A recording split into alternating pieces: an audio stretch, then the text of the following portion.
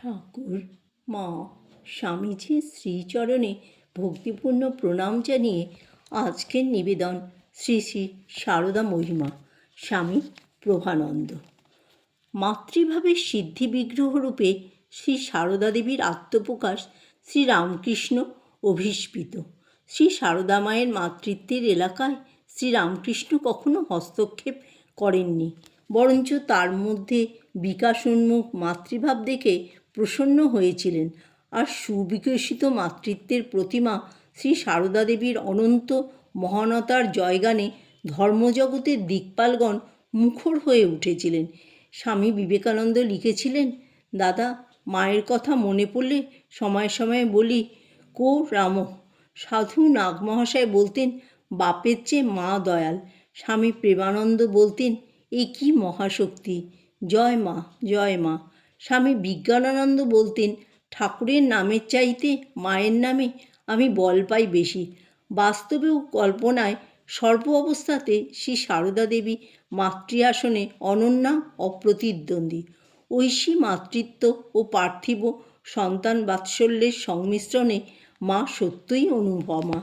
শ্রীমায়ের জীবনখানি স্বচ্ছ সলিলা আমোদর নদের মতো, অথবা বলা যায় তার জীবন জগৎজোড়া তার সন্তানদের মঙ্গলের জন্য একটা দীর্ঘ নীরব প্রার্থনা, বই তো নয়। কিন্তু তার জীবনের পাঠক মাত্রই লক্ষ্য করেন যে শ্রীমা ভাবালুতা তুচ্ছ করে তার ত্যাগী ও গৃহী সন্তানদের চরিত্র গঠনের জন্য ত্যাগ, সংযম, ভগবজ্জন, ঈশ্বরে বিশ্বাস ও নির্ভরতা, নিষ্ঠাভক্তি ইত্যাদি শেখাতে আগ্রহী ছিলেন। সন্তানের প্রতি তার শুদ্ধ স্নেহসিঞ্চনও এই উদ্দেশ্য অভিমুখীন। গতানুগতিক শ্রীমায়ের স্তবস্তুতির মধ্যে এই বিষয়টি স্থান পায়নি, অথচ বিষয়টি খুবই গুরুত্বপূর্ণ। তার চরিত্রের শ্রেষ্ঠত্ব হল সকল অবস্থাতেই তার সহজ স্বাভাবিক থাকার শক্তি। তিনি নররূপধারী ভগবান শ্রীরামকৃষ্ণের পূজা স্বচ্ছন্দে গ্রহণ করেছেন। পূজার শেষে পূজককে মনে মনে প্রণাম করেছেন। ভাগ্নে হৃদয়রামের দুর্ব্যবহার হজম করেছেন। শ্রীরামকৃষ্ণের তিরোধানের পর কামারপুকুরে কঠোর দারিদ্র্যের জীবন নীরবে সহ্য করেছেন। আবার পরবর্তীকালে অগণিত ভক্ত যখন তার শ্রীচরণে ফুল, ফল, অর্থ ঢেলে দিয়েছে, তখনও তিনি ছিলেন অপরিবর্তিত। জনৈক মহিলা ভক্ত বলেছিলেন, মায়ের ঈশ্বরত্ব এইখানেই যে মায়ের ভিতর আদৌ অহংকার নেই, জীবমাত্রেই অহংয়ে ভরা। এই যে হাজার হাজার লোক মায়ের পায়ের কাছে তুমি লক্ষ্মী, তুমি জগদম্বা বলে লুটিয়ে পড়ছে, মানুষ হলে মা অহংকারে ফেঁপে ফুলে উঠতেন। অত মান হজম করা কি মানুষের শক্তি? এই মহিলা ভক্ত মায়ের মহানুভবতা কতকটা আঁচ করতে পেরেছিলেন সে বিষয়ে সন্দেহ নেই।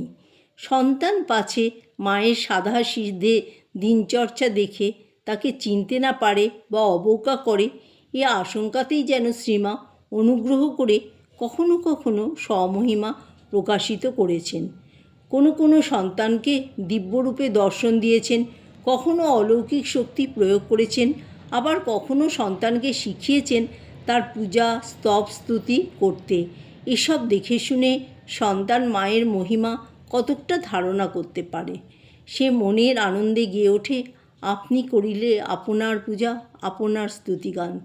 শ্রীমায়ের আচরণের কৌশলে সন্তান তার দৈবশক্তির উপর গুরুত্ব না দিয়ে মায়ের অভিপ্রায় অনুযায়ী তার সমগ্র মন ভগবদ্মুখী করতে সচেষ্ট হতো। শ্রী সারদা দেবী মা, সকলের মা, চিরকালের মা। সারদা চরিত্রের এই বিশিষ্টতা তার দীক্ষিত সন্তান স্বামী প্রেমেশানন্দ অঙ্কন করেছেন নিম্নলিখিত কয়েকটি কথায়।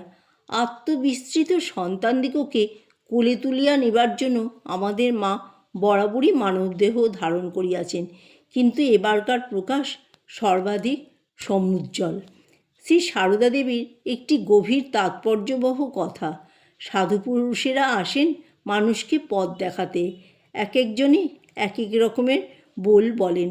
এই দৃষ্টিকোণ থেকে বুঝতে হবে যে রাম, কৃষ্ণ, যিশু, চৈতন্য প্রমুখ মহামানবগণ বিভিন্ন সময়ে আবির্ভূত হয়ে মানব সমাজে প্রভূত কল্যাণ সাধন করেছিলেন এবং তারা সমকালীন প্রয়োজন অনুযায়ী বিভিন্ন বলেছিলেন। তারা যে কালেরই হন, তাদের চরিত্র মাহাত্ম্যের মধ্যে কতকগুলো হলো কালাতীত মাহাত্ম্য। অপর সব মাহাত্ম্যকে বলা যায় কাল অনুসারী। এ ধরনের বিশ্লেষণ অনুযায়ী শ্রীমায়ের কালাতীত মাহাত্ম্যের অন্তর্ভূত তার পরমা প্রকৃতি স্বরূপ, আর তার কাল অনুসারী মাহাত্ম্যের অন্তর্গত তার শ্রীরামকৃষ্ণ ধর্মসঙ্গিনী, রামচন্দ্র নন্দিনী, সঙ্গজননী ইত্যাদির ভূমিকা। জয় মা শারদা।